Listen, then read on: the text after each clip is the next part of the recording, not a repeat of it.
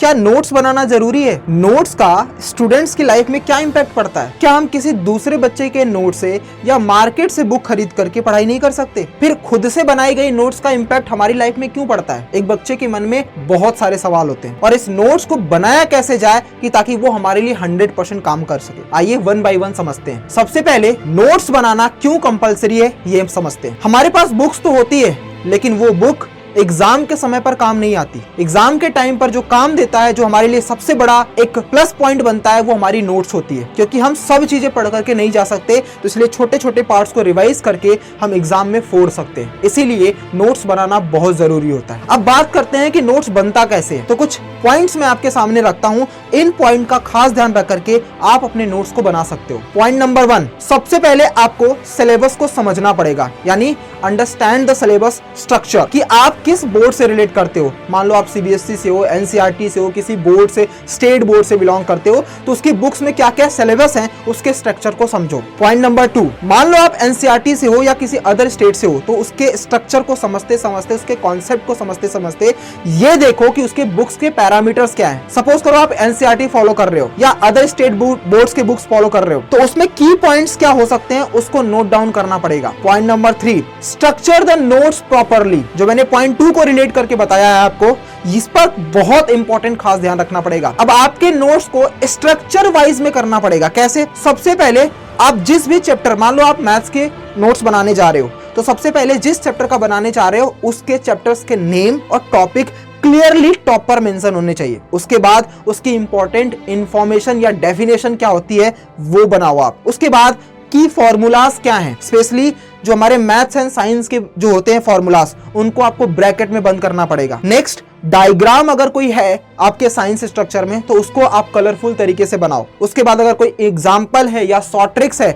जो कि आपके मैथ्स में है, तो स्पेशली आपको क्लियरली अलग तरीके से एक बॉक्स में, एक शॉर्ट फॉर्मेट में बनाना पड़ेगा, ताकि जब आप रिविजन्स करो तो इसका इंपैक्ट आपके एग्जाम पर देख सके। एंड लास्ट में, कभी भी जब आप किसी चैप्टर का क्लोज करने जा रहे हो तो उसकी समरी वन शॉट में जरूर बनाना। ये जो स्ट्रक्चर है ना बेटा, इस पर काम करके आप बहुत अच्छे नोट्स बना सकते हो, फिर किसी और की नोट्स लेने की जरूरत नहीं पड़ेगी। आइए पॉइंट नंबर 4 पर, यूज इजी लैंग्वेज। कुछ बच्चे ऐसे होते हैं कि दूसरों का देख करके नोट्स तो बहुत बना लेते हैं, बहुत बड़े बड़े लंबे लंबे डेफिनेशंस, जैसा बुक में लिखा गया वही छाप लेते हैं। अगर यही करना था बेटा तो आप बुक से ही पढ़ लो। लेकिन जब हम अपनी लैंग्वेज में लिखते हैं तो वो हमारे लिए डबल काम, यानी 2x स्पीड पर काम करने के लिए लायक बन जाता है जब हम बोर्ड एग्जाम के सामने जाते हैं। जैसे मान लो कि अगर कोई टॉपिक्स है, कोई भी साइंस का स्ट्रक्चर पढ़ रहे हो, कोई भी साइंस की डेफिनेशन पढ़ रहे हो, मैथ्स की कोई डेफिनेशन या फॉर्मूला पढ़ रहे हो, अगर आपने अपनी लैंग्वेज में, जो आप आए दिन घर के आसपास बोलते हो, उस लैंग्वेज में लिखोगे तो ज्यादा देर तक पढ़ने की जरूरत ही नहीं पड़ेगी। सिर्फ एक बार देखोगे लैंग्वेज में फिट हो गई है और जाकर के एक्सप्लेन कर दोगे आप।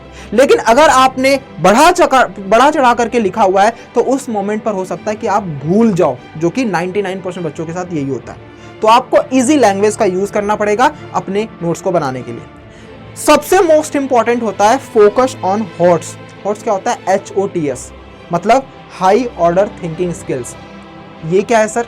सपोज कर लो साइंस या SST में, जहां पर आपको डेट्स याद करने पड़ते हैं, आपको रिलेशन याद करने पड़ते हैं, आपको एक्सपेरिमेंट याद करने पड़ते हैं, उस मोमेंट पर जहां पर आपको थिंकिंग स्टाइल आपको ज्यादा बनानी पड़ती है, उनके स्ट्रक्चरल पार्ट आपके नोट्स में कंपलसरी होनी चाहिए, ताकि आप उसको सोच सको, थिंक कर सको, और जब भी आपके सामने हुआ है तो आप रिवाइज जरूर कर सको। लास्ट में, कीप नोट्स ऑर्गेनाइज्ड फॉर्म में भी रखना पड़ेगा, यानी अपने नोट्स को इस तरीके से ऑर्गेनाइज करो कि सामने वाला बंदा छोड़ दो, तुम्हें बस समझ में आए कैसे हमें उसको एक्सप्लेन करना है, किस तरीके से अपने आप को समझाना है। ये छोटे छोटे पॉइंट्स को याद रख करके आप नोट्स को बहुत अच्छा बना सकते हो। ये तो रहा पार्ट्स आपको नोट्स बनाने के तरीके, जो मैंने पॉइंट्स आपको बताए हैं। अगर इन चीजों का ध्यान रखते हुए आपने किया, अच्छे तरीके से नोट्स बनाया, तो फिर दोबारा आपको किसी बुक्स के पास भी नहीं जाना पड़ेगा। ये बहुत हेल्प करेगा आपको बोर्ड्स में आपके ड्रीम स्कोर तक ले जाने में। कुछ एग्जांपल्स मैं आपको दिखाता हूं बेटा। जैसे मैथ्स की अगर स्पेशली मैं बात करूं, उसमें अगर क्लास 10th की बात करूं तो एक चैप्टर है पॉलिनोमियल।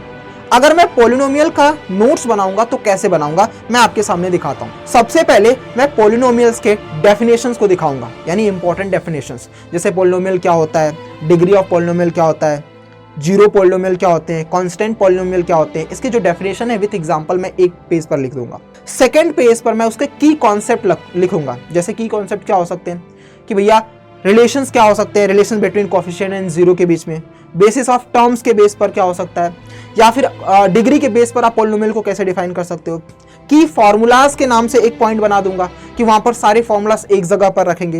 एंड फोर्थ में लास्ट में समरी जरूर लिखूंगा, जहां पर उस समरी में पूरे चैप्टर का कॉन्सेप्ट हो। एंड पांचवा सबसे मोस्ट इंपॉर्टेंट होगा इंपॉर्टेंट क्वेश्चंस के, यानी इस चैप्टर से वो कौन कौन से इंपॉर्टेंट क्वेश्चन हैं जो आपके एग्जाम में आते हैं, जो कि मैं अपनी हर क्लास में आपको बताता रहता हूं कि इस चैप्टर से ये क्वेश्चन इंपॉर्टेंट है। अब इसका फायदा क्या होगा, जैसे ही आप किसी भी एग्जाम के पास में जाओगे तो आपको बुक्स खोलने की जरूरत नहीं पड़ेगी।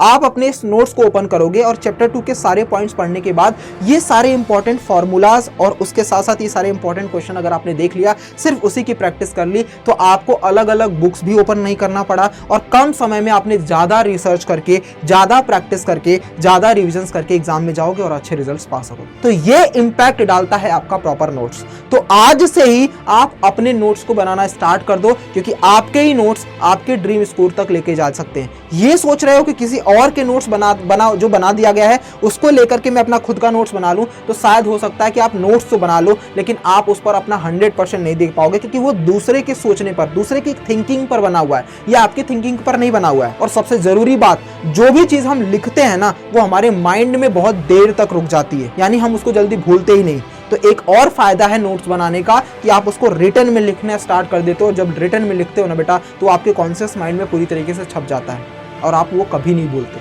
तो आज से ही नोट्स बनाना स्टार्ट कर दो अगर आपको टॉप करना है बच्चा। मिलते हैं नेक्स्ट वीडियो में।